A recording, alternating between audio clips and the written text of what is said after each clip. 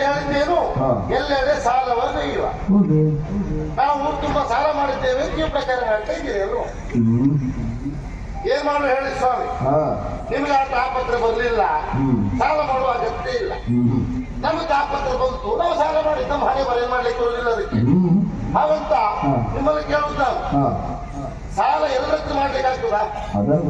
ಸಾಲ ಮಾಡುವುದು ಒಂದು ಕಲೆ, ಅದ್ಭುತ ಕಲೆ.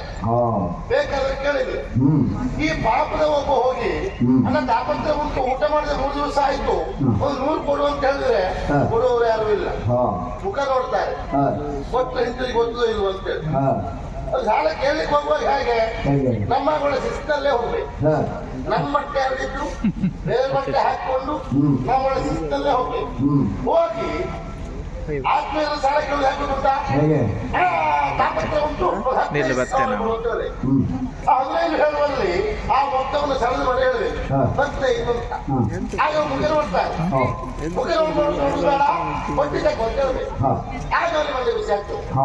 ಆತ್ಮೀಯತೆ ಇದ್ರೂ ಕೂಡ ಬಡ್ಡಿ ಕೊಡ್ತೇನೆ ಅಂತ ಹೇಳ್ತಾರೆ ಅಂತ ಆದ್ರೆ ಇವರ ವ್ಯವಹಾರ ಕರ್ತವ್ಯ ಅವನು 1000ಕ್ಕೆ 100 ಅಂತ ಹೇಳ್ತಾರೆ. 100 ಅಲ್ಲ, 1000ಕ್ಕೆ 150 ನಾ ಸಾಲ ಮಾಡ್ತೇನೆ. 1000ಕ್ಕೆ 150 ಬಡ್ಡಿ ಅದೆಲ್ಲ ಪೂರೈಸುವುದು ಹೌದನ ಮಾರಾಯ? ನನಗೆ ಪೂರೈಸ್ತಾರೆ. ಹೇಗೆ ಮಾರಾಯ? ನಾನು ಅಷ್ಟನ್ನೇ ಕೊಡುದಿಲ್ಲ, ಬಡ್ಡಿ ಹೆಚ್ಚಾರ ನಮಗೆ. ಒಳ್ಳೆ ಕಥೆ ಮಾರಾಯ. ಈ ಹಸು ಕೊಡೋರು ಮಾತ್ರ ಬಡ್ಡಿ ಸಮಸ್ಯೆ ಬರುವುದಲ್ವಾ? ನಾವು ಅಷ್ಟೇ ಕೊಡುದಿಲ್ಲ, ಬಡ್ಡಿ ಹೆಚ್ಚಾರ ನಮಗೆ. ಹಾಗಾಗಿ ಸಾಲ ಮಾಡ್ತಾ ಹೋಗ್ತಾರೆ. ನಮ್ಗೆ ಸಣ್ಣ ಪುಟ್ಟ ಸಾಲವೇ ಇಲ್ಲ. ನಾವು ಹೌದಾ? ನಾನು ನಮ್ದೇನಿದ್ರು 15, 25, 50, 55 ಲಕ್ಷ ಒಳ್ಳೆ ಸಾಲ. ಈಗ ಸಾಲ ಮಾಡುತ್ತಾ ಹೋಗ್ತು ಅಂದ್ರೆ ಸಾಲ ಕೊಟ್ಟವರಿಗೆ ಏನು ಕೊಡ್ಲಿಕ್ಕೆ ಆಗಿಲ್ವಾ? ಆಮೇಲೆ ನಾವು ಮುಟ್ಟಲ್ ಮಾಡಿ ಶುರು ಮಾಡಿದ್ವಿ. ಯಾವ ಕೈ ಸಿಗಲಿಲ್ಲ, ನಾವು ಹುಡುಕಕ್ಕೆ ಶುರು ಮಾಡಿದ್ವಿ. ಎಷ್ಟೇ ಹುಡುಕಿದ್ರು ನಾ ಸಿಕ್ಕು ಮಗ ಅಲ್ಲ. ಆಮೇಲೆ ಕರೆ ಕಳಿಸ್ತಾರೆ. ಕರೆ ಕಳಿಸಿದ ಉತ್ತರ ಗೊತ್ತುಂಟಾ? ನೀವು ಕರೆ ಮಾಡಿದ ಚಂದಾದಾರರು ಸದ್ಯಕ್ಕೆ ಗಡಿ ತಿಂತ ಇದ್ದಾರೆ. ಬಳಿಕ ಪ್ರಯತ್ನ ಮಾಡಿದ್ರೆ ನೀವು ಕರೆ ಮಾಡಿದ ಚಂದಾದಾರರು ವ್ಯಾಪ್ತಿ ಪ್ರದೇಶದ ಹೊರಗಿದ್ದಾರೆ.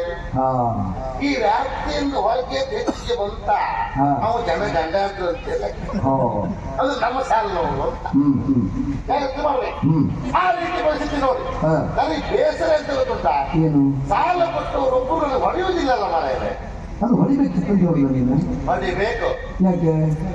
ಹೋದ್ರೆ ಸಾಲ ಹೋಯ್ತಲ್ಲ. ಹಿಂದೆಲ್ಲ ನಾನು ಫ್ರೀ ಕೊಡ್ತಾ ಇದ್ದೋ ಏನು? ನನ್ನ ಮೈ ಯಾಕೆ ನೋಡಿದೆ ಮಗ? ನೀನು ಸಾಲ ಕೊಡುದಿಲ್ಲ, ಹೋಯ್ತಲ್ಲ ಸಾಲ. ನೋಡಿ ನನಗೆ ಬೇಸರ ನೋಡಿದ್ರು ಕೊಟ್ಟವರೇ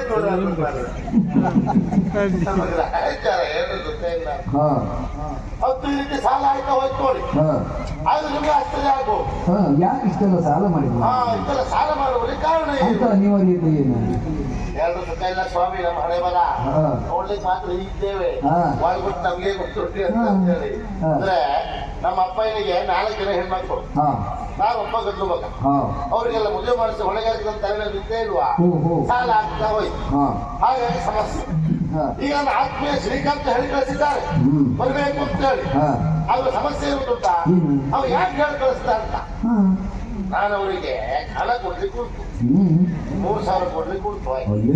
ಅದಕ್ಕೆ ಹೇಳಿ ಕಳಿಸ್ತೇ ವ್ಯಾಖ್ಯಾನ ಮಾಡಿ ಹೌದ್ರೆ ನಾಳೆ ಕೊಡುವ 50 ಮಂದಿ ಉಂಟಾ? ನಾವು ಯಾರ ಹತ್ರ ಉಂಟು ಕೇಳ್ತಾ ಇದ್ದೀವಿ. ಯಾರು ನೀವು? ಹಾಗೆ ಕೊಡುವವರು ಯಾರು? ಕೊಡುವವರು ಯಾವಾಗ ಎಲ್ಲ